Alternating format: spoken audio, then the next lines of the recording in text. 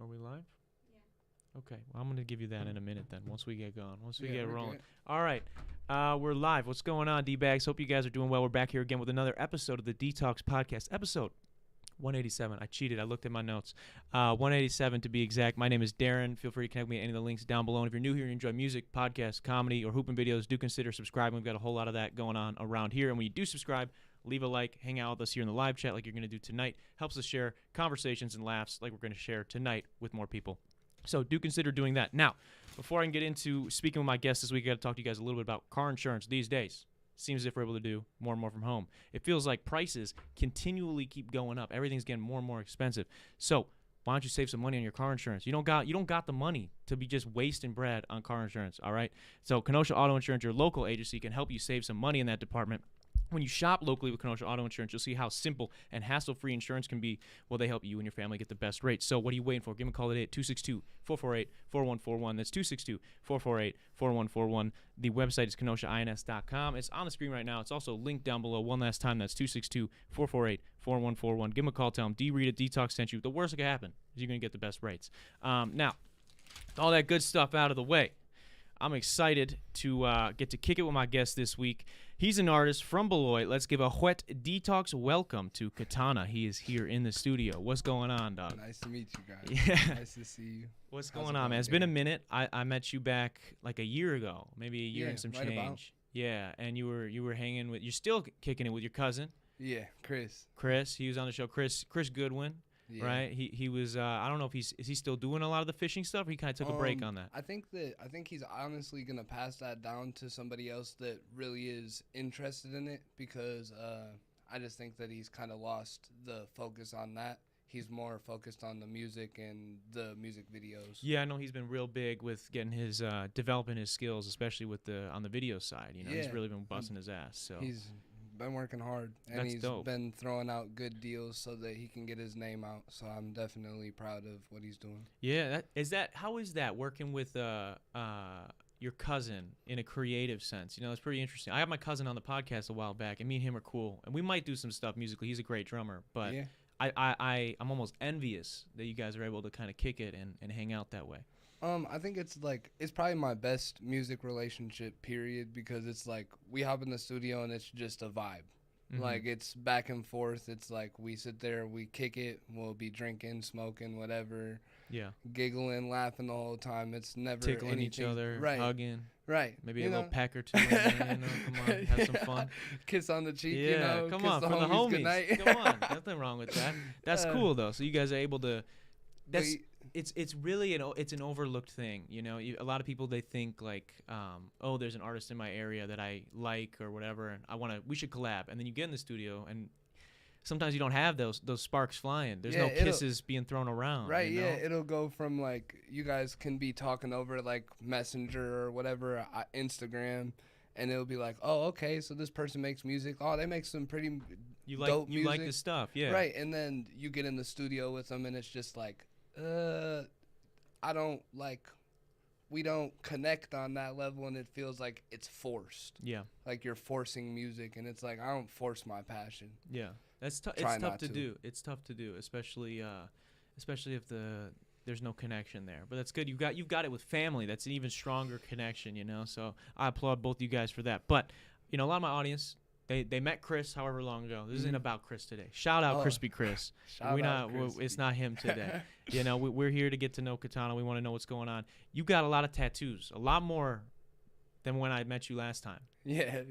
A couple. You even got the name a couple of times on you. Oh yeah, so this one's pretty old, but this new one is what I'm gonna keep. I'm gonna end up covering this one up with the finished part of this.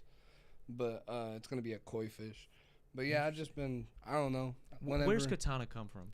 That's what we got to know. People. That's going to be I'm going to get that. If I didn't ask that, people would ask me that in the comments. Like, why didn't you ask this dude why his name is Katana?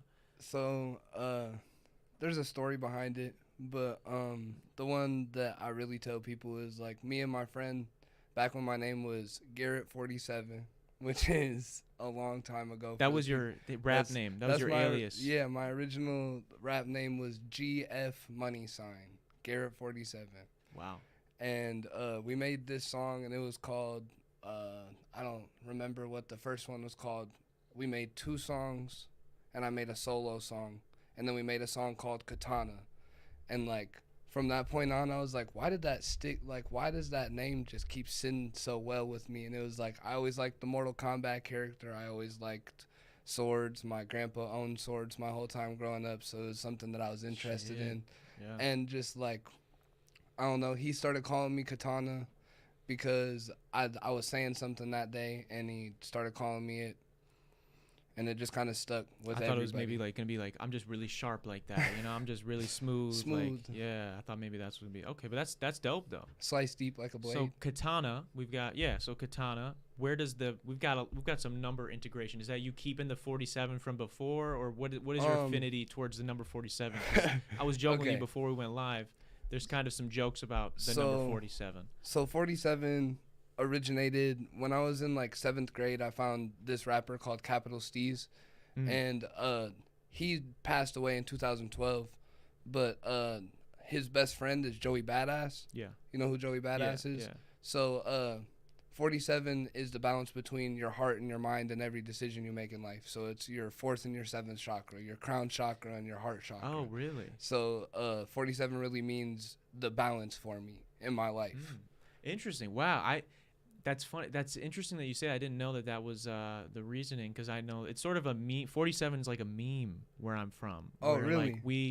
Like, growing up, it was like if you saw the number 47 anywhere, somebody was like creating a conspiracy theory to do with something. So it was like, because I think 47 is like, it's the most reoccurring number. Yeah, it's you'll see it more than anything else. Maybe it's because of the chakras. Maybe that's what it is. That's something that I noticed more after I started like liking the number and like liking the meaning behind it that I like. Was I just saw it everywhere all the time. Like I noticed 47s all the time. Yeah, it's kind of like a meme. Like we sort of did it as a joke, whereas like we said like, for some guy, he just comes up and he's like 47, bro, and I'm like, what does that mean? He's like, sketchy. Sketchy. That's sketchy. I was like, Agent 47. I was like, what's sketchy about 47? It's 2 numbers. You know, I don't know what's going on. And he's like, dude, it's the most reoccurring number you'll ever see. You will see 4 and 7 everywhere. And the thing is, it's like the same thing where if you're like in love with a car, like in a moment, like you're like, man, I really want a new Jeep Wrangler. You know what you're going to see every time you're on the highway? 8 Jeep Wranglers on the way home. Yeah, because you're looking for them, right? And it's the same. I think it's the same thing with the 47, but it's still a funny thing to get behind. But that's cool. There's a deeper meaning between the 4 and the 7 for you. It's not just a 4 and a 7. Yeah, it's not. Wow, that's hilarious. Every time I do a mic check before the podcast, I'm always like, oh, detox mic check 474769 4769. That's literally what I'm doing. Like I don't do a 1 2 3. That's what I'm doing. That's your check. Yeah, you can ask anybody. You can ask my girlfriend. Anybody who's here when I'm doing the mic checks. That's what I'm doing. So. That's funny. So 47, we've got Katana. You just dropped a tape. You dropped a tape back at the beginning of January. We were just talking beforehand. And before then, it had been a minute before you dropped, right? Yeah, it was like 6-8 months. Okay. Yeah. Talk about taking time away when you're not releasing music, because I know it's different for every artist. Yeah. Some people are recording it and writing every single day. Other people like take a break, a long extended break. How do you do it? Do you need a break after you do stuff, or? With the way that kind of worked is I was like really like deep in it from, I think it was like December, January area until like February, March is right around where I dropped that stuff. Yeah. And then I just kind of, depression is a bitch with me. Like honestly, when I'm depressed, it's either like I'm flowing all the time in my mind or it's just shut off. Yeah, kind of this or that mentality. Yeah. And it was really I didn't have the motivation to get in the studio. Like it was, I didn't have anybody around me making music. There was nobody to be like, where's Katana's music? Like I got a couple people that always check up on me and are like, you got any unreleased for me? Like anything you could send me? Yeah. But like, it was really just a couple months where I was just going through a lot of stuff and I couldn't like bring myself to come into the studio. What was holding you back in those moments? You got family issues, you got stuff with yourself, maybe not. I'd say probably just myself, honestly. Like I have family issues and I've had family issues my whole life, but honestly the last couple of years the fights that I've been fighting the hardest are the ones like internally. Do they have to do with being an artist, or are these things separate? I'd say some of them have to do with being an artist. I feel like being an artist is really hard sometimes because there's a lot of people that won't believe in you no matter how hard you're trying or the quality of what you're doing is, no matter how far you get from where you started, there's always going to be somebody that's going to push down on you. There's always going to be that same, it's the balance, the 4-7 right there. There's always going to be that same opposite reaction to every. Do you get down action. then? Do you think is it difficult for you to kind of see past that noise in the moment when people are maybe counting you out or talking down on you?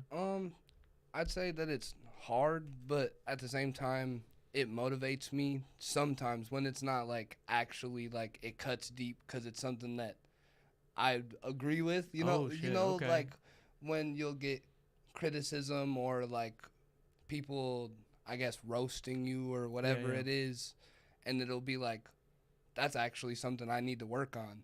And that hurts more than the ones that are like, that's just off. Yeah. Like that didn't make any sense. That didn't totally. Yeah. That's funny. Something I wanted to talk to you about today, which I've interviewed a lot of artists. I've interviewed a lot of, specifically like rappers, mostly hip hop genre.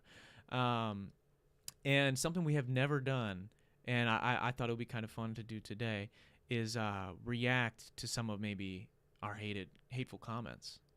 Some of our hate comments. If you got any off the top, what's like a great hate comment that you got one time that you're like, damn, either it fucked you up or it was hilarious? So my first music video ever, right? The Had To one. I don't know if you saw that one when you were flipping through my stuff, but man, so I dropped that and I was still doing drugs.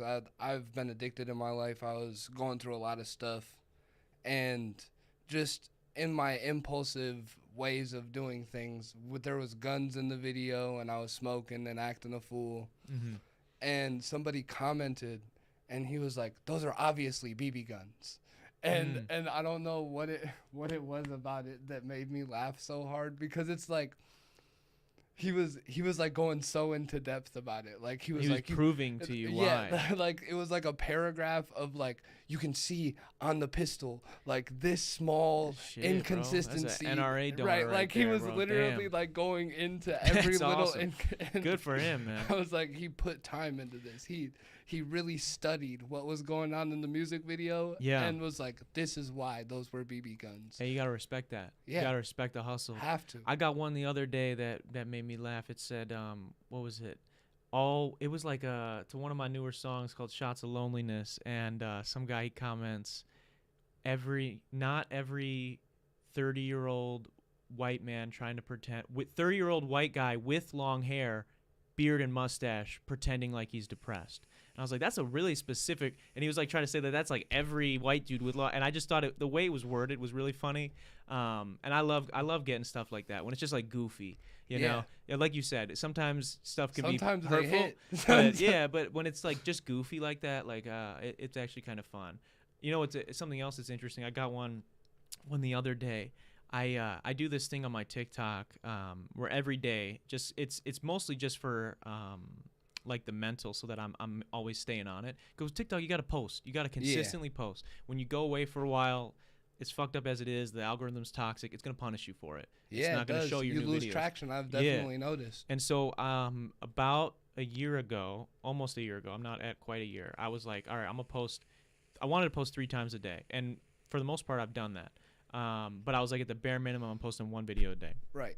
And so I do this one at the end of every day. Hopefully I've posted 2 other ones before this. But I do a video where it's just me in the mirror singing the lyrics to one of my songs. I hold something that's not a microphone. Is it the one song?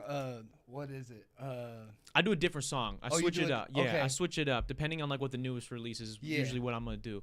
But I did one recently, and I do it at the end of every day. And I'm not like trying to show like, oh, I'm close to selling out arenas. Like it says like day whatever of singing my music into a microphone that's not plugged in, and until I'm able to fill an arena with people that love my music. Is like what I think the text is. I've seen that. Yeah, you probably, because I just post them every day. And some dude's like, this guy really thinks he's going to be on day 2,300, whatever, still thinking that this bum-ass song is going to go viral. And shit was funny to me. So I fucking – but you know what's hilarious about hate comments? Because I had to think about it. And I've had this conversation with friends of mine. I've never left a hate comment. Wait, what do you mean? I've never left a hate comment in my life. Like, I've never left a comment.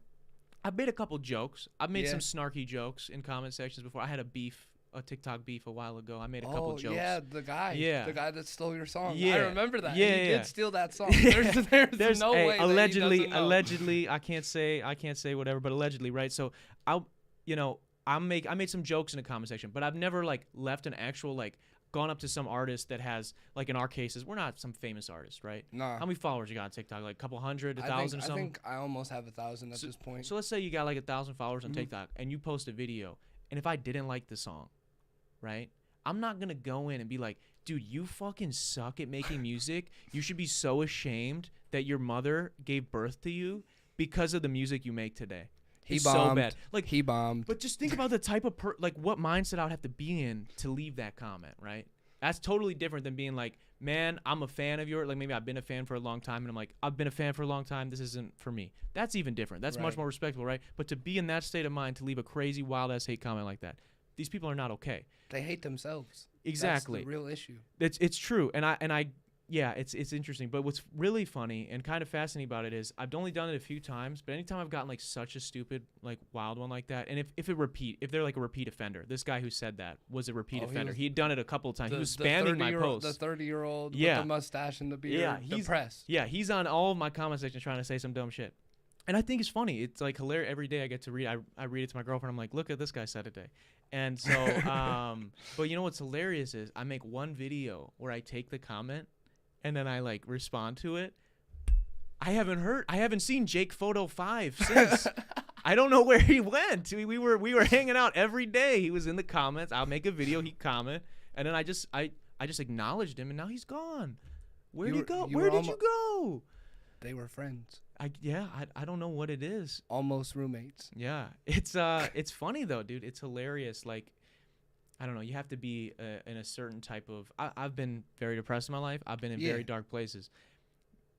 But I've never gotten to the point where I wanted to leave a comment like that. So I think that's pretty funny. Now, being the opposing side, you have left. Leaving hate comments is one of my favorite things to do because I absolutely hate everyone and everything. Really? Most of the time. Really? What do you leave hate comments on? Just anything that I hate. Like if I don't like it, you're probably gonna hate on it. You see like because I'm a hater. A girl on TikTok doing a "Get Ready with Me" video, and you're like, "Makeup trash, face trash, glasses trash." Like you're in the comments, fucking digging. You're gonna see me in those comments. Damn, really? Saying that I hated it. What's going on? What are you doing? I don't know. That's why. It's just a good. It makes me feel good sometimes. It makes you feel good. Maybe. Oh my God. Maybe. I told you they hate themselves. Okay. Welcome. I hate myself. Okay, I gotta introduce you to my homie Jake Photo 5. You guys will get along. Best friends. Yeah. Homies. Already. Homies. That's He's hilarious. in the DMs right now. Do you have is there any what's like the best if you have any off the top of your head, maybe a piece of feedback you've gotten from either another creative in the space or just somebody that meant a lot to you, somebody that said, "Hey man, what you're doing is dope." What's like has there been a moment like that? Who was it? What did they say? Like a positive one? Yeah, something positive.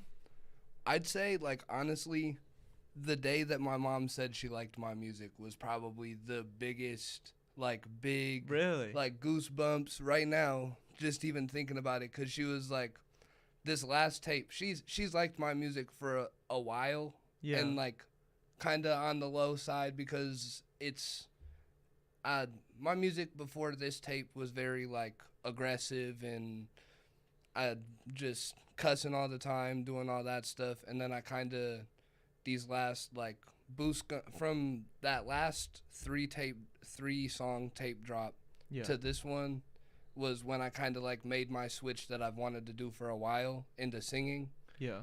And this last tape, she was just like, I don't know what it is, but like I've been listening to it on repeat for 3 days. And she was like, 2016, gives me like 90s vibes. She was like giving me a whole like list of reasons that she liked it. She was like, she was intentively listening. Right, like it was like she had a bullet list, like a 1, 2, 3, 4. That's like wild. Outer space. This is why I liked it. Notes from mom. That's like, crazy. Straight up, yeah, it was the coolest shit, and I was just like that. Just like made my whole fucking like made everything that I was doing feel like I was doing what I was supposed to. You know what I mean? Yeah. Because sometimes as a creator, you're like, oh, I didn't get this many views. This person did this person. And it's always like you feel like you're in a contest. Mm-hmm. And at that moment, it didn't matter who I was in contest with. It was like, damn, she likes it. Yeah. Like, you know? That's cool, man. That's really cool. That's a powerful moment too. You know, especially that's somebody whose opinion you hold in high regard. You know, to have that especially when it was like the first couple times I showed her my music, she was like, turn that. You know, like turn this shit off. Yeah, like no son of mine. Right. No son of mine dropping trash. We need that shit. You need to get in the studio. You need to rewrite those bars. You're talking about running around with a pipe and you ain't got a pipe? Your mom told you to rewrite the verse. She was like, no, get back, rewrite that shit. That's crazy. She said, son, you ain't got no gun. Stop talking about running around with guns. That's hilarious, bro. That's wild. No, that's super cool though. It's, you know what it is? Having I kind of relate to that too, where the first time like somebody like that, whether it's a parent or maybe a close friend, actually like you could tell they actually like it. Yeah, because it's different when you start out and you suck, right? They're like, oh yeah, they're like, oh, it's cool, man. So good. They're like, just keep doing it, man. And you could tell that they're just being nice, which is cool. That's very nice of them. Yeah. But you know it's not for real, right? And it hurts. There's a difference deep down. It does hurt, but you gotta play it cool. But then you feel that first time that they're like, oh, this is good. You're taking this for real. That's like the look on their face too. It's like the same feeling as when you play your dad in one-on-one and the first time you beat your dad one-on-one in basketball. It's like the same feeling for me, where it was like somebody I looked up to was like, dude, no, this is good. It was the same feeling as when I finally beat him, where it was like, oh shit, nobody can fuck with me now. You know, like you feel good about it. And obviously there's always room to grow, but it's a good feeling. It's a magical feeling. It's like a big dog. Yeah, it's a big cosign. But that's cool. So for you was your mom was kind of spitting game right there. 100%. That's dope, man. That's dope. And you got the recent tape. I was talking to you beforehand that you've been going to some open mics recently. Yeah. How is that as a hip hop artist, as a rapper / singer, right? Because it's different. Like I go to open mics on for comedy, right? Mm-hmm. And comedy, obviously, it's a little bit different of an atmosphere than a music vibe. Yeah. And even when it comes to music open mics, there are different types of vibes depending on where you go. Some places like a coffee shop, they want little acoustic stuff. Somebody coming with a little piano, maybe a Rhodes, right? This is a little different. So I want you to kind of bring us into what's going on at these open mics that you've been going to. So the open mic that I go to is down at a bar down in the town that I stay in, Beloit. It's called 5 Bar, and so it's like a whole bunch of different people. Like we had last time I was there was a dude that said that he'd never performed before. And then he came on the stage, and I don't even like really know how to explain what it was like. Almost like an indie rock alternative, almost. Yeah. But like rocked it, like killed that shit. Don't know why he's never been on a stage before because he was fucking. It was beautiful. I was like, change that then. Yeah. She was there. It was crazy. It was like he was really good, and then like one of the. Like literally right after that, it was a rapper from my city that's like super known around Beloit. His name's 608 Trace. And then I'm looking at the list and I was like, I'm next. I have to follow like one of the most known people in this town. Yeah. And it was like, so walking up, it was my first time performing too, just like that kid.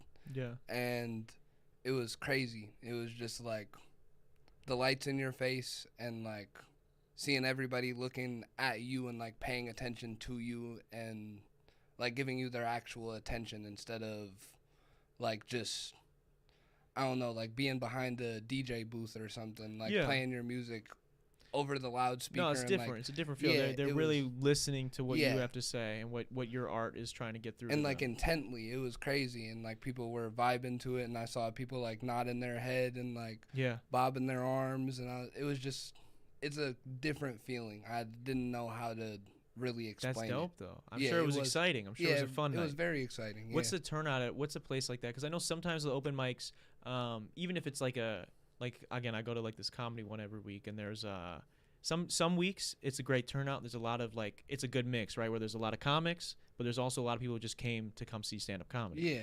Sometimes, if it's not maybe people are staying in that night, it's like just the comics, and like 4 people in the crowd. And so it's like, it's a lot harder to do comedy because it's like they all know the jokes that everybody's talking, because everybody's working on jokes at this open mic, right? Yeah. And, you know, then if you're just there to do your set, maybe you're a little less. You should be trying to hype everybody up, you know, and be excited and be listening to their joke. But sometimes, you know, you're focused on remembering your act. And, you know, especially in the case of an artist, you're worried about what you have to do when you get up on stage. Yeah. So is it a lot of artists there? Or was it a good mix? Was there just a lot of people there to just like turn up and have fun? There was a good mix of like, I think there was probably like 30, 35 people in the crowd. Okay. And so then people are there to have some fun. Yeah. And then the rest was like, artists. I think it was like 7 artists. Oh, okay. Altogether. That's a good ratio. Yeah, when I got there, it was pretty good. That's fun. Did you other than that other person that surprised you, is there anybody that you were like, dude, I'm really getting turned, somebody you discovered at this open mic or one of these open mics you've been at? Not that I can like not even. I'm sorry if you're watching.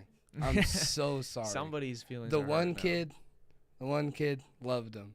Yeah. 608 Trace, I love you. Otherwise, I haven't really, other than Adam, which is the person that runs it. Yeah. I haven't heard anybody that I'd be like, hey, come do a feature, or like.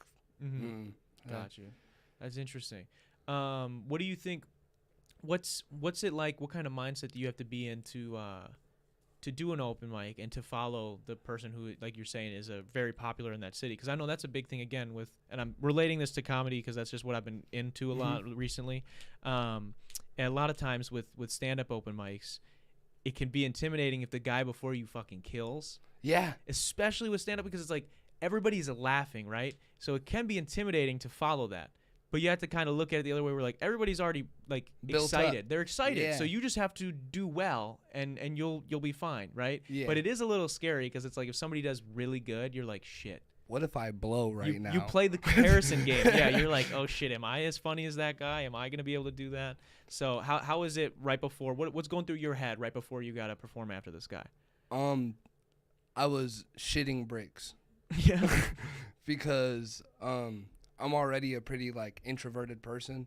So like when I go to do these things, I have to like drink or like smoke or like something to calm the nerves, because it was like as soon as I got up on the stage, I felt like I was gonna pass out. Yeah. But like it felt like as soon as the music was playing for like 15-20 seconds and I started feeling it and like I saw the reaction to it and it wasn't a bad reaction, I was like, all right, we're doing great. Yeah. 100%. And I felt 10 times better. But it relieves was like that, all the tension. That first 45 seconds of walking up to the stage and like plugging my phone in, hey, I'm K4T7NA. Yeah. Like it was horrible. Toxic. But yeah. The music started playing and I calmed down, so it was decent. Well, that's dope, man. And the vibes were right. You know, people were receptive, and it seems like you had a good time the rest of it. That's good, man. Yeah, it takes a lot of courage, man. So I applaud you. A lot of people don't know. A lot of people don't know what it takes to even do something like that, you know. And I think even the people, I shouldn't say a lot of people don't know. I think a lot of people do know, and that's why they don't do it. Like they say to themselves, they don't. I don't think they realize how tough it is to get on stage, but they have an idea in their head, and that keeps them from doing it, if it makes any sense. And I think that idea in your head is not far off from how it feels once you get up there, because but it's worth it. It's scary, but as soon as you like feel the comfort of the stage, you won't want to stop doing it. You'll want to be on the stage tomorrow. Yeah. And you've been going back, right? You've gone back. Oh yeah, I've gone back 2 or 3 times since then. Hell yeah, man, that's awesome. What do you think? Now that you've been kind of dipping your toes into performing live, what is something that you are learning about either the way you make music, or it could be about performing live, anything, just maybe about yourself? What's performing live specifically taught you? Because that's different than just making music, you know. Totally different. I've learned that your mix and master and engineering is so important, like 100% to any creator, any musician out there. your producing is your number one absolute. Mm-hmm. You absolutely have to have your mix and master sounding correct if you're going to be putting it on loudspeakers like that, because you're going to hear every imperfection possible. Yeah. As soon as it's on true. that loudspeaker. Yeah. A lot of people, especially when it comes to mixing, I've done a lot of mixing and stuff for other people as well as I do all that for myself, and I think a lot of times we get like tunnel vision as maybe independent artists doing a lot of things ourselves, where it's like you get this idea and you want to get the idea out as quickly as possible. We really got to take the time to fine tune it. We need to be doing card tests, listen to it on a phone, listen to it on a friend's phone, different headphones, obviously your studio monitors, as well as hopefully you got some studio headphones that kind of mute shit out.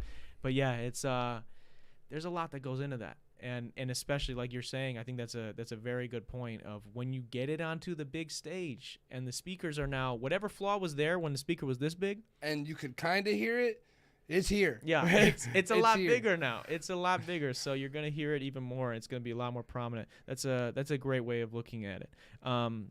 As two indie artists who are both, obviously we're nobodies, right? We're not anywhere at this point in time. We're not anywhere where probably you'd hope to be or where I'd hope to be in the near future. Obviously, grateful for what we have. Yeah, absolutely. I love every single person that's been listening lately, too. But we're on the way up, right? Yeah. And we're in the process of getting better every day, working on our craft. What is a lyric from when you're starting out that you look back on and you're like, oh, no, why did I say that? Like, what do you think is your worst lyric? 100%. So I used to be a horrible person, and I used to say the N-word. Jesus Christ. Fragrantly. Like, it was horrible. I said it on a song. You said it on a song? Yes, I did. Jesus Christ, dude. And, like, a day after, because I was off 4 tabs of acid when I dropped this, and recorded it. Jesus Christ. Once I figured out that I did that, I deleted it. Yeah. And I don't use the word anymore, obviously, because it's when you were young, I imagine. No, this was like 2 years ago. Christ, 2 years ago. I was doing drugs, man. Like I didn't. This is an anti-drug ad now. Yeah, literally. Drugs make you do horrible things. Say the N-word. Yeah. Drugs will make you say the N-word.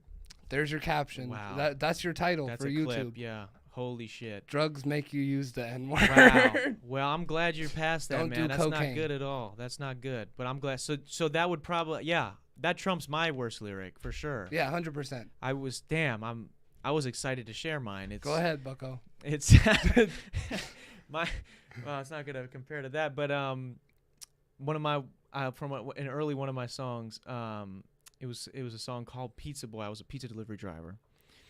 And so I made a song. I was trying to relate to my real life experience, right?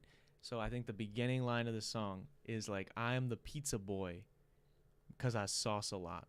And I wanted to kill myself when I was thinking back on that today. I knew we were going to do this segment. I didn't know you were going to tell me what you just told me, but I knew that I was going to have to say that, and I was kind of dreading it. So, dog, that might be worse than what you did. I peppered it for you. Yeah. I just gave you a little bit of seasoning to skate on. Yeah, you were the guy who performed right before me, so I got to follow that up. Mine was horrible. His was just the slow. Just slightly not as bad. Close. Almost real close to, yeah. Real close. Yeah. He's saucing up. He's a pizza boy. Trash bars like that are close to to racial slurs. They are just a step below. Don't use the N-word. Don't do it. Yeah, don't do it. That's great. That's good advice. Aside from that, what's the best advice that you've ever gotten as it could be creatively or in life? Best advice? Yeah. I'm going to say the golden rule, honestly. Treat others how you want to be treated in every situation, no matter what's going on. Treat everybody how you would want to be treated. Yeah, I think that's good advice. I think it's important, especially so. No, I wouldn't even say especially so in every aspect of your life, because you don't know what other people are going through. You also don't know who's going to be in a position to potentially help you out one day, right? Where it's like, as a creative, you're an artist. If we leave this, like, let's say you fucking flip out and you're like, fuck this show, like, that's a bullshit ass question, Darren. You fucking throw the mic, slam the camera on the ground, you walk out, you storm out, you guys fucking leave, right? Right. We not cool no more. Obviously, So that would be a rough. So if situation. let's say I'm doing a show near your hometown someday, and you're still doing the music thing, you're still going hard, whatever, and you're like, man, I could, and you see that there's my management's looking for maybe an opening spot. We need an opener, local opener. That's not gonna go well, when you submit that application. So that's something I think too is really important. Is what you said is treating other people how you want to be treated, because you don't know who's gonna be who. You don't know what other people are gonna do, and that's why, especially when I have people in here for the podcast or even creatives in passing, if there's something, even sometimes people want to be on the show and it's not a good fit, or it's just not, they're not where they need to be right now. I need them to do some other stuff before we get them on a podcast. People will be like, oh, I just started a podcast yesterday with my friend. Like, will you be our first guest, or can we come on the show to promote it? I'm like, do 10 episodes or do 20 episodes so I know you're for real. And then, of course, I would love to have you on. 100%. You could, because you don't know what, again, those people could eventually be the biggest podcasters in the world. And aside from that, you just want to treat people decently. Yeah, and at the same time, you're respecting where you have a level, too. Because it's not like, I'm not going to be your first guest. I'm not going to be your first podcast. Yeah. Or not. And it's not even that you wouldn't. It's that, like, if I don't know somebody, it's difficult, because I've seen a lot of people. I've been doing music now for a few years now, 3 or 4 years. Or no, 5 years. And I've been doing the podcast now for over 3. And you see a lot of people start and stop. Right, and I made a commitment. This is what I want to do. These are the things I love doing. So it's like I'm going to do them regardless. If nobody listens, if nobody watches, whatever. I just love getting better at it. I love doing it. It's fun. I love having conversations like this. So it's interesting to me, and I love doing it. I'm not going to stop. But a lot of times you'll have a new friend that's like, dude, I want to get into podcasting. I want to start making music, Darren. What do I do? And I get so excited, and I give them all this energy, and I give them all these tips. Like, I give them a list. This is what you need. These are the things you need to do. This is what I would do right now if I was starting today. 2 podcasts in, I don't never hear from him again. Yeah. And that's tough. It sucks seeing that, but that's the reason that you can't, like, I'm not gonna just jump. And that's the reason that you stop diving in so quickly. Yeah, it's like I'm not gonna sit here. You tell me like, yo, Darren, I've just started making music, bro. I got a feature spot open on this album. You mind jumping on? It's like, you haven't even dropped a song. I don't even know if you're good. Like, I don't know if, and not even if you're good, I don't know if I like it, Right, and that's a big thing for me. I will not do a feature if I don't like the song, It's like, that's just, not everybody has that aspect. Some people are in it, they want the money. Features is part of their income. I respect that too. But yeah, man, I got to enjoy the thing I'm doing. And if I can see that you're not super serious about it, then it's like, I'm not going to do it, My other thing with features is like, I can just genuinely not want to. Like, I can like your music, like your vibe, feel like we'd make a good feature, and just not want to. And I feel like everyone should be able to respect that too.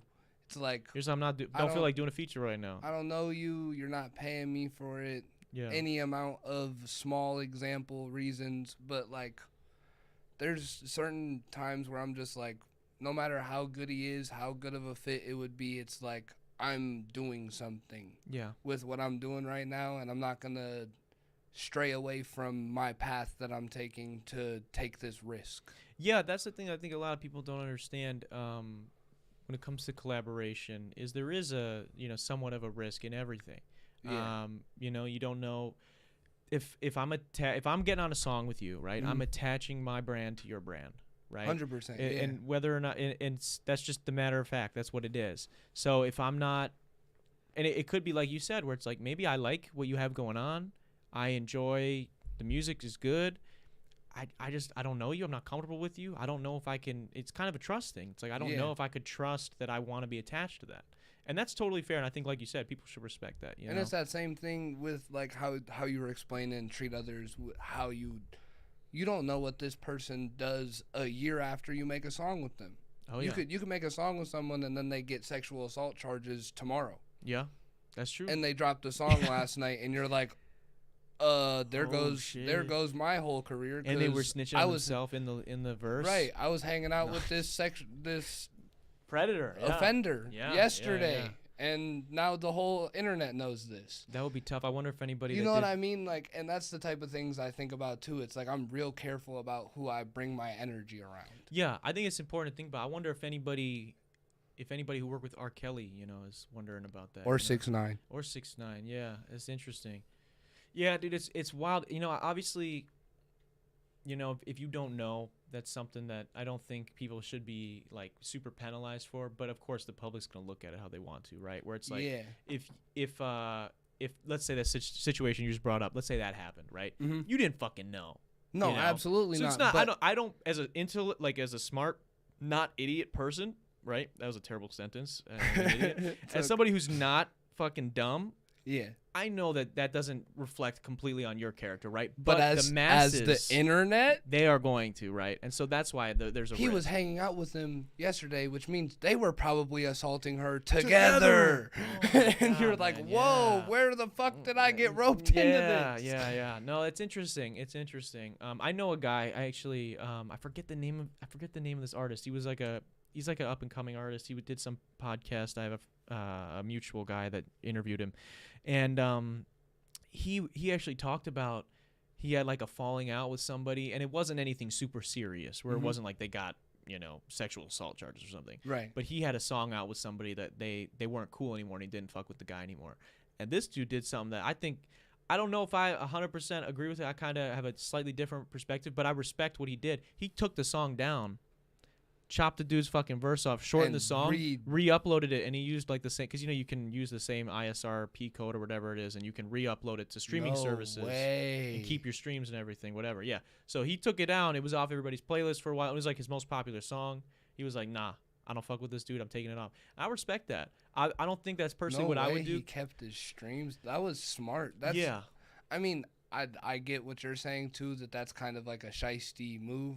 No, I respect it. I don't think it's a shiesty at all. I just know for me, I have a slightly different perspective where it's like I have had falling outs with people that I have music out with, and I'm not obviously like, it is what it is. But during that time, I enjoyed the music we were making, and the piece of art that we created, I was proud of, and I'm still proud of. And so for me, like, I can kind of separate.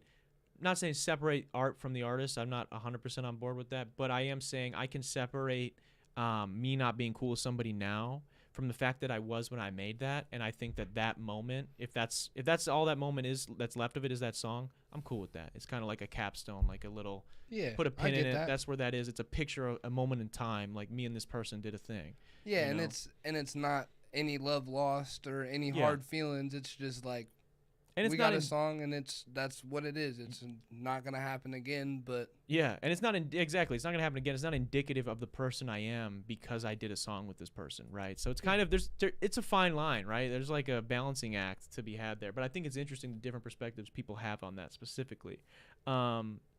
Aside from features and advice, what are some goals of yours, man? What's some goals of Katana moving forward with either music or life, man? In life, I need a new damn car. You need a new car. That Tahoe is not doing me well right now. Oh shit! What's the Tahoe? What kind of Tahoe are we talking? We're talking 98. Shit. Box body, old as hell. Breaks down too much. Hell yeah, that's fun though. We love them Chevys. That builds character, right? That's what I had 2 tires blow out on Christmas Day, this last Christmas, and my car has been going through a lot. This car's kind of a piece too. I mean, the engine's great. It's Toyota, so it's gonna run for fucking ever. 350 but all day. Yeah, but there's fucking tons of other shit that just keeps happening, right? Yeah. And so it's been a little bit of a hassle. And Christmas Day kind of crescendoed into 2 blown up tires on my way home, which was awesome.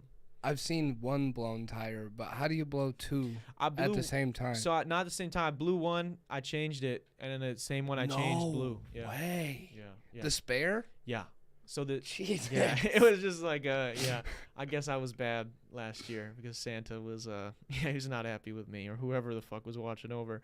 But so get a new car, man. That's a good fucking goal to have. I feel like. And then on the music tip, I feel like I want to start booking shows sometime soon, and I want to move forward with recording other people. Yeah. 15 an hour mix and master, 15 an hour raw recording. So that's what. So how is that with the working with other people? I know we were talking a little bit beforehand. It can be kind of its own beast, recording other people as opposed to recording and doing your own stuff.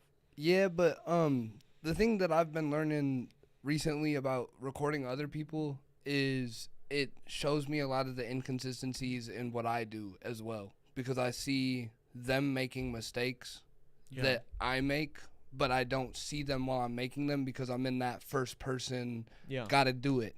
Yeah, now you're zoomed out. Yeah, now I'm back behind you listening through on that second pair of headphones, and I'm like, why'd you say really 3 times? You know what I mean? Yeah. And it's that type of stuff. Yeah. And it's like I'm learning more about like what I need to do in my own music by practicing through other people's producing. Yeah. Yeah, I think that's there's a lot of power in that, right? You're getting extra reps in, and you're almost doing it without having to put out maybe a song that you're not proud of, because you're just working on somebody else's stuff. And not saying that hopefully their stuff is, going to sound good. You obviously want it to sound good. But when you see and hear people making mistakes, helping coach them through it or giving suggestions or whatever, you're going to remember that next time you go to record a song, which I think is cool. Yeah, exactly. Yeah, it's I know it can be difficult sometimes. It's I know for me it was sometimes hard where I would try to give pointers to people, and a lot of times it's just they're like, nah, that's not what I want to do. And I'm like, well, I get what you want to do, but this song, along with 99% of songs that are released today, is in 4/4 time. And whatever you were just rapping in, it's 6/4. It was not 4/4 time. It was some other dimension that you were stepping in and out of randomly. There's something offbeat about this, and I don't like it. Yeah, and when it gets to a point where I can't explain to you what's wrong, then we have a problem. Because I can usually, especially I've been doing it for a while, and I've been helping a lot of other people do stuff, I know what's going on. So if I can't explain to you what's wrong, then maybe I should just shut up and take the money, because sometimes it's difficult. But people don't want to hear it. A lot of times people don't actually want constructive criticism. Did you ever have a problem taking criticism from people that care about it? Absolutely. I'm horrible with criticism because I don't like being told where I'm doing wrong, because I don't like seeing it. I feel like a lot of people have that issue. I feel like... Why don't you like seeing it?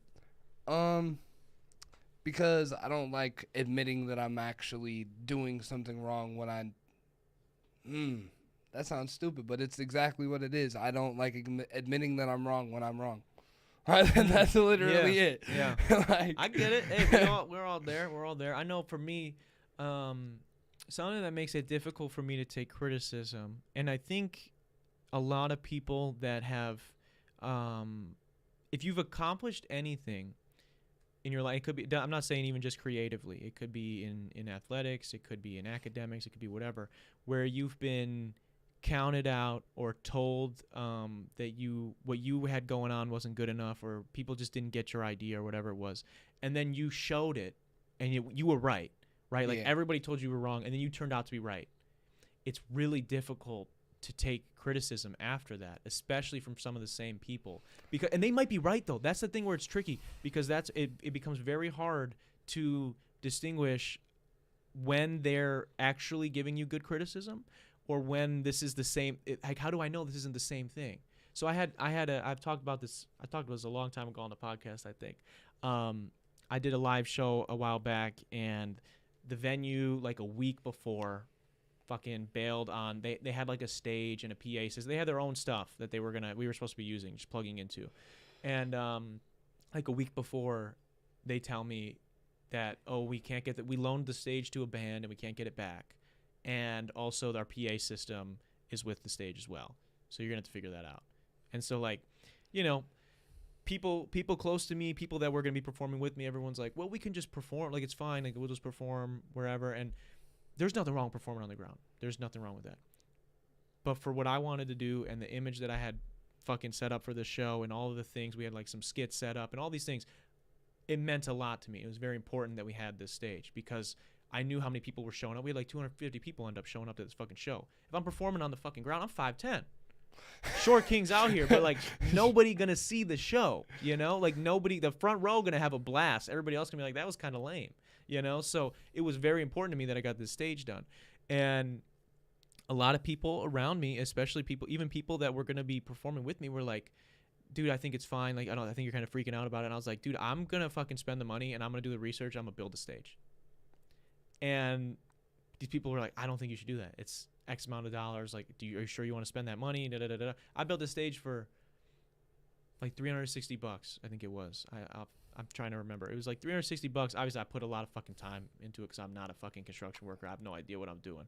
But about $360 worth of materials. I built this fucking stage in 4 days or whatever for the show. Modular, four-piece stage. So it worked where you could do if you just wanted 2 pieces or if you wanted 3. It was actually a beautiful setup because you could fucking mix and match whatever you wanted. This? No, there's a fucked up story I'll tell you after off the record about that pissed me off. But all these people were like, dude, I don't think it's worth it. And I was like, no, I believe in this. I have to do this. So I did it, and it was the fucking best decision I ever made because again, we didn't know exactly how many people were gonna show up, but we had an idea. And if I wouldn't have fucking done that, the show would have been a bust. Yeah. People fucking loved the show. People were like, dude, this is so cool. There was like an after party thing. Everybody's fucking dancing on the stage. Everyone loves this fucking thing, whatever. And it's hard then to go from that. And then when somebody, even if they do care and you know they mean well, it's difficult to be like, do I take this criticism? It's like, are you right? Because they fucking sometimes are right. Yeah. But because really I'm so jacked up and jaded from this previous times, however many times it was, I don't know how to take it the right way. And so sometimes that can be difficult, and it's kind of a fine line. I encourage people, especially creatives, because we have it the worst, to take criticism or to just listen at the very least, even if you're not going to take it, because I do think it will help you make better decisions. I know it's something I struggle with, so yeah. I try to work on that. The thing is, I take criticism. I just don't take it well. Like, I always listen, and I always, like, that's something that I was telling my cousin earlier. Like, we were literally talking about it. He was like, I see that you changed something in this song that I was editing earlier. It was me, him, and Guap on a song, and he had told me to do this little thing with his ad-libs. Yeah. And I was like, nah, it doesn't sound right. I don't like it. Yeah. Just threw it straight to the side, but I listened to what he said, and I did it later. Yeah. And I was like, damn. I was like, right. Don't that suck? Don't that kind of suck? You're like, damn, they was fucking right. And it sounded good. And he was like, you kind of brushed me off when it happened, so I didn't think you were listening. Yeah. And it kind of pissed me off.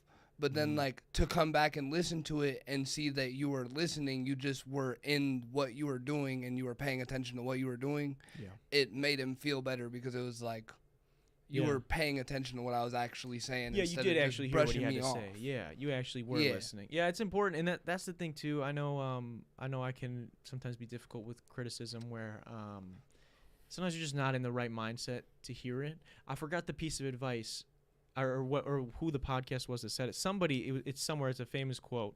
Said. Like especially in this is especially important in relationships, like in boyfriend, girlfriend, whatever your relationship situationship is. To like if somebody's venting to you about a problem, it could be a friend, right? And they're really pissed off, they're venting whatever. To be like, do you want me to offer a solution? Do you want me to offer advice, or do you just want me here to listen right now? And that's important because sometimes. I might need the advice you're saying, but I'm not ready to hear it right now. And you giving it to me is going to fucking piss me off. Exactly. I feel that because I'm definitely one of those people, too, where I'm like both sides of the fence on that one, where sometimes it's like you give me advice and I'm going to be like, oh, thank you so much. That explains everything that I'm going through right now. Yeah. And then sometimes you might even be right with the advice that you're giving me, but it's going to piss me off because I've been sitting here thinking about it for 3 hours and you sat here for 25 seconds and gave me the right advice. Oh, yeah. And it was like, dude, that's what have I been doing for 4 hours? This last song of mine that just came out, which is linked down below if you guys want to go check it out. I Wish I Was a Robot. It's a great song. I'm freaking out, ripping my fucking hair out, trying to do the cover. I do all my cover arts except for like my big albums. I have a couple people that I trust to do those.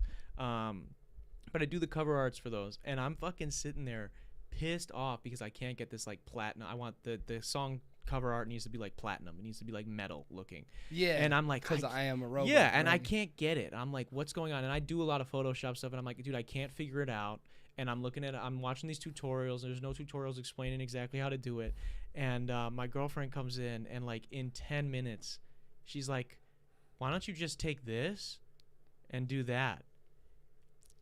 She's never used Photoshop. That's what she I'm doesn't saying. even use Canva. And she goes, why don't you just do this and that? And I said, and I'm like,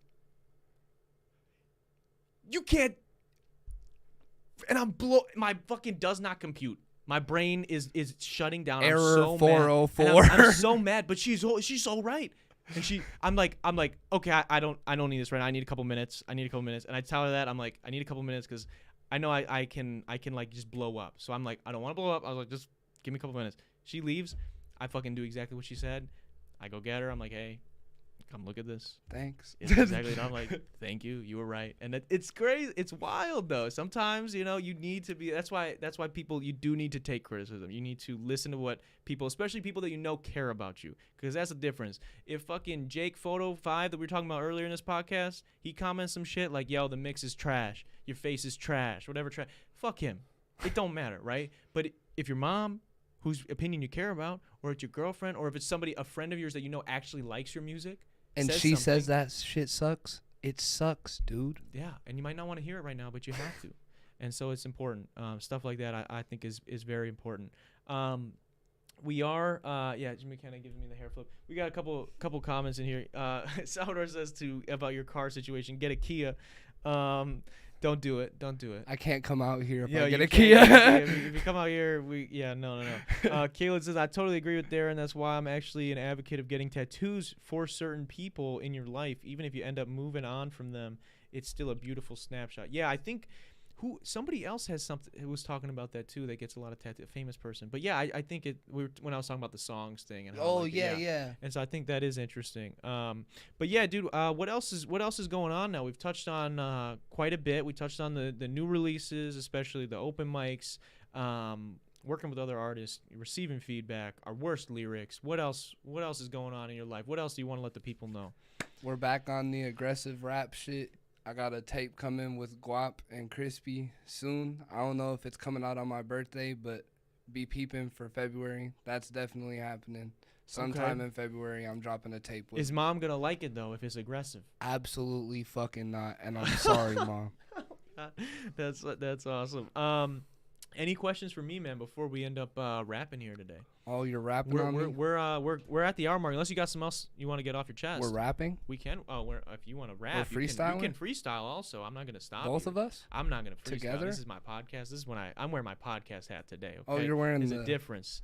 Yeah, there's two different hats. Yeah, I wear two different hats. Well, I wear a lot of hats, but that's the one I'm wearing right now. It's the podcast hat.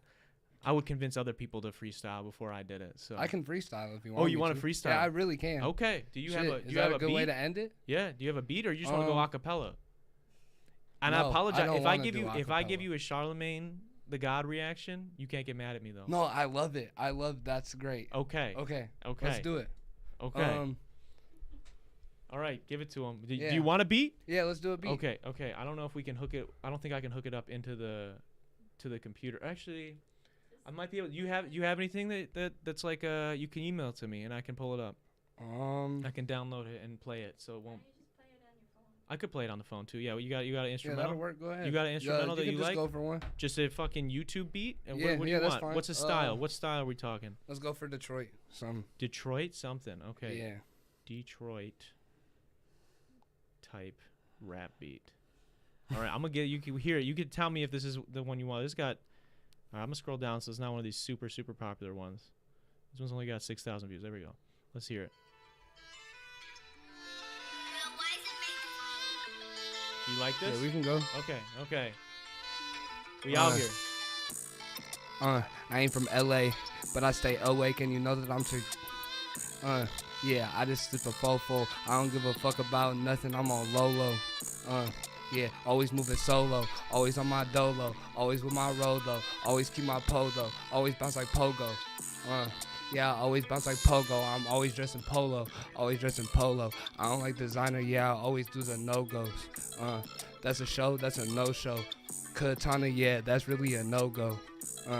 Yeah, shouldn't pop up on them, yeah, cause keep the Glock up on them, yeah, cause they'll keep the block, yeah, we might have to, we might go and fucking spin the block. They call me Katana cause I always gotta keep the chop. Yeah, always keep the Glock. Got 23. Yeah, you know I always keep it cocked. Yeah. Keep it on my cock. I can't even go and stop. Yeah, I always gotta rock. I don't even gotta chop. Yeah, I just need to stop. I'ma turn up on the beat. Yeah, I just want to. Katana out here. Detox podcast exclusive. K4T7NA. He's out here, dog. Well, thank you. Wait. We gotta give a quick shout out to JOWISENV2. Subscribe to him on YouTube if you guys want. That was his beat there. Jezebel is the name of the beat. Free YNJ. X Rio the Young OG Detroit type beat. That's what we were just on right there. So, well, thank you for doing that. First off, thank you for doing that. I should have jumped in with some ad libs. I was thinking about maybe being an ad lib guy, just giving you a couple of, fucking Rick Ross, like a little, boss. You know, it wasn't the Charlemagne the God. No, I slipped up at the start, but I kind of. You recovered. You recovered. I was gonna hit you with a nose goes, and that one you were doing like a pogo, no go, like so. I was gonna hit you with a nose goes, but I didn't want to fuck up. You were flowing, so I wasn't trying to stop that. Man, no, that's dope. I appreciate you. So, do you enjoy freestyling? I fuck around a lot. That's really how I start most of my sessions. Honestly, we sit there looking through beats, freestyling until one of them just like. You know when you hear the beat. Yeah, it's I'm kind of the same way where it's not. I'm not a big. I know a lot of guys are really big on like the actual fundamentals of freestyling, and they're very talented at that. Even my brother is pretty good at freestyling, like at specifically freestyling. Mm-hmm. But I'm not a big freestyler myself. I do mostly freestyle like melodies and shit like that when I'm writing. That's a big thing. I'll go through. I'm a big hummer when it comes to doing the freestyling melodies because I can hear like where you want to go, but I can hear a bar format and like the melody that I want to go with it and that like harmonic, but I can't hear the words. If that makes sense. Like, I can't freestyle words, but I'll be like. It's skit scatting is I think the term. So I do that a lot where I'll go in there and I skit scat like the verse, and then it somehow warms me up and I can freestyle choruses is pretty much what a lot of my choruses are just freestyled. So that's a punch guy. Yeah, so that's like I get like the if you guys didn't know, Darren's a punch guy. Yeah, I get a couple real good fucking bars in there, and that's the hook, and I'm like, wow, that's awesome. And then it's a matter of figuring out how do we tie this in, how do we write this and stuff. Not all the time, but that's sometimes how it goes. See, and I noticed that you make music with a format, and that's something that I really like is organization in music. And I've noticed that you're very like you have your hook format, you have choruses, you have bridge. Yeah. Like I hear it when I'm listening to your music, and it's a lot more put together than a lot of people around here and what we listen to locally, and that's what made me very interested in talking to you in general. Well, thank you. I appreciate that. It's I try to take a lot of time. I mean, people close to me, friends and family know that I get really stressed about it, so that means a lot for you to say that you enjoy it. I spend a lot of time trying to make sure we have the structure of a song, especially when I delve quite a bit into. I mean, I do mostly hip hop, but a lot of pop as well. Yeah, I've noticed that you're very good at singing, fool. Well, thank you. I fucking hate my voice, but I appreciate that. I fucking felt that. Everyone said that they liked my voice on the album, on the little tape, and I was like, ugh. Yeah, it gets tough, man. It's weird. I don't mind. A lot of people hate their voice when they do stuff like this. Like they're like, man, I talk like a bitch. I hate my voice. Like I sound so annoying. Like you always hear those comments, especially when I have people on. It's their first time on a podcast. They always text me. Voice, though. Yeah, do I? You think so? Yeah, you do. I appreciate that. Do I? I try. I don't know. I mean, you have emphasis. Yeah, you gotta enunciate your words. You know, I fuck up quite a bit, but I try to have fun with it. But yeah, so I think I don't really get worried about the podcast, like how my voice sounds, but I do when it comes to the vocals. Yeah. I was gonna say I'm not really worried about how this ends up sounding, but again, with the music, 100%. I'd hear something and I'm like, oh, yeah, it could be just the smallest bit off, and I gotta do it over again. Yeah, every time. That's good though. That's a good mindset to have, because this is just you being you, right? That's where I try not to get too down on myself. It's like, dude, if somebody thinks my voice sounds dumb, like no one's gonna care what my voice sounds like. I'm putting no thought into the conversation. Like I'm not thinking about how I'm talking to you, and that's the issue. There is they're making fun of just you. So I'm just worried. I'm just worried about like being myself, and I don't care how my voice comes out here. But when it comes to that, obviously you want to remain authentic. but you're also trying to make like a heightened best version of whatever it is you have to say. Yeah. You know? So I think that's cool. We've got some people in the chat. Oh, Duncan Marshall says, call the fire department on your freestyle. Shout out, Duncan. Appreciate you. Any questions for me, man, before we end up wrapping up today? Ask him when he's gonna do the Darren Rita Katana feature. When's the Darren Rita Katana feature? Is this a mission? Did someone send you with this question? Yeah. We'll see, man. We'll see. Getting to work. I got I've talked about this in private a lot. I don't know if I've mentioned it on the show. Maybe I have. I have some plans to do a big collab tape where I want to get a lot of people that I'm cool with. Yeah. Bring them in, all people at different levels. Some people bigger than me, some people not as big as me, and just work with people I think are cool and do like a summer project. I'm not gonna leak anything else about it, but yeah, I think it would be fun. Bring people into the studio and kind of work with them and develop some cool songs. I think that'll be fun. Get a hold of me when you start working on that. We can definitely will. We've got some stuff. Got quite a few of the songs already started, so we'll see. But that's cool, man. I appreciate you. Again, I want to thank you for being here today. Thank you for kicking it with us, spitting some game. You're spitting a freestyle at the end here. And is there anything you want to plug before I close out to my audience here? I'm K4T7NA on all platforms except for Spotify and Apple Music. You can look for me, Snapchat, Facebook. On Facebook, it's The Katana. Other than that, I don't really know. Shout out Crispy Chris. Shout out Big Guapo. Shout out everybody in Beloit. Everybody that's been believing in me, sticking around since the start. Shout out Beloit. That's fun. That's fun. Beloit's an interesting place, you know. Absolutely. It's good stuff there. I want to say thank you real quick to everybody who tuned in live today. And if you're watching this days after over on Spotify or here on YouTube, just want to say a big thank you. I really appreciate you guys. Also, quick shout out to our patrons. If you guys are interested in getting behind the scenes access to extra podcasts as well as extra footage from vlogs and other videos, and a series where I break down how I mix and master every single one of my songs, go to patreon.com/Darren Rita. You can get access to that and help support the channel for as little as $1. So shout out to them. Really appreciate them. Also, quick shout out to Kenosha Auto Insurance for sponsoring another episode of the podcast. This has been episode 187 of the dtalks podcast. I will see you guys next week. Peace.